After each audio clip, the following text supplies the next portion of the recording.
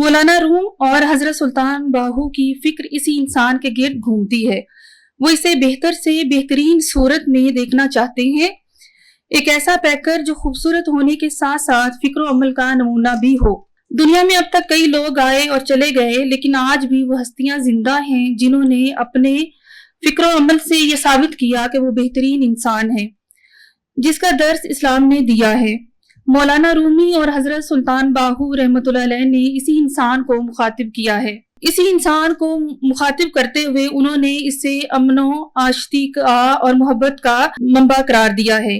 Asia میں اسلامی تصوف کی مضبوط اسلامی روایت ملتی ہے. اس روایت میں عرب و عجم کی اسلامی صوفیانہ روایت سے بھرپور استفادہ بھی ملتا ہے.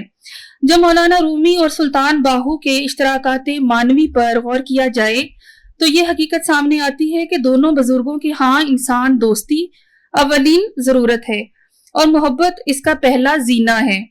خدا اور انسان کا تعلق بھی قابل غور ہے. کلام اقبال میں بھی مولانا رومی سے روحانی وابستگی کا واشگاف اظہار ملتا ہے. رومی کا زمانہ منگولوں کے حملے کے بعد کا ہے. ان کی شخصیت جو ہے وہ اس بغداد کی نئی زندگی کی متلاشی ہے. اقبال نے اپنے لیے مرید ہندی اور مولانا روم کے لیے پیر رومی کی تراکیب استعمال کی ہیں. رومی کی طرح اقبال نے عقل پر عشق کو ترجیح دی اور حضرت سلطان باہو رحمۃ اللہ علیہ فرماتے ہیں جنہاں عشق نہ حاصل کیتا دو ہی جہانی اجڑے ہو. اور ایک اور جگہ فرماتے ہیں عشق جنا دے ہڈی رچیا اور دے چپ چپاتے ہو. اور حضرت سلطان باہو نے 12ویں صدی ہجری میں شورکوٹ کے ایک متقی اور پرہیزگار گھرانے میں جنم لیا. ان کا گھرانہ ایک طرف تو مکمل طور پر دیندار تھا تو دوسری طرف مغل فوجدار کا حصہ، یعنی دنیاوی لحاظ سے بھی معزز خاندان. اگر جلال الدین رومی کی بات کی جائے تو انہیں دنیاوی اور دینی دونوں عظمتیں حصے میں ملی.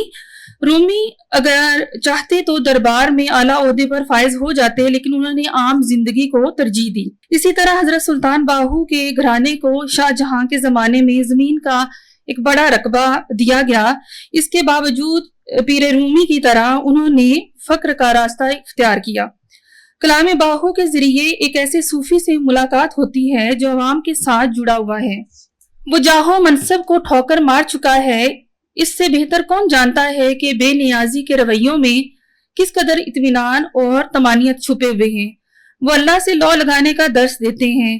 وہ انسانی عظمت اور انسان دوستی کے قائل ہے. ان کے ہاں نری دینداری کی گنجائش نہیں ہے، اور ایسی دینداری جس میں مخلوق خدا سے مضبوط تعلق قائم نہ ہو، اس کی ان کے ہاں کوئی جگہ نہیں، نہ کوئی گنجائش ہے. مولانا روم اور حضرت سلطان باہو کے ہاں یہ قدر مشترک ہے. حضرت سلطان باہو کی 150 کے قریب کتابیں ہیں. موجودہ دور میں انسان کا انسان سے تعلق اور رشتہ تیزی سے زوال کی زد میں ہے. ایسے میں اس بات کی شدید ضرورت ہے کہ ان دونوں ہستیوں کے افکار کے فروغ کے لیے اقدامات کیے جائیں. سب سے بہترین طریقہ یہ ہو سکتا ہے کہ مختلف اداروں اور جامعات میں الگ سے شعبے قائم کیے جائیں اور تحقیق کا ڈول ڈالا جائے. اس سے نوجوان نسل کی ذہنی تربیت میں مدد ملے گی اور بہترین معاشرہ بھی قائم کیا جا سکتا ہے. اس حوالے سے منتظمین مبارکباد کے مستحق ہیں کہ انہوں نے اس ضرورت کو محسوس کیا. اسی طرح سے مبارکباد کے مستحق ہیں سربراہ ادارہ فروغ قومی زبان جناب پروفیسر محمد ڈاکٹر سلیم اظہر صاحب بھی. وہ جب سے تشریف لائے ہیں انہوں نے بہت اہم موضوعات پر کانفرنسیں اور سیمینار منعقد کروائے ہیں. مسلم انسٹیٹیوٹ اسلام آباد اور حضرت سلطان باہو رحمۃ اللہ علیہ کے خانوادے کے چشم و چراغ صاحبزادہ سلطان احمد علی بھی مبارکباد کے مستحق ہیں.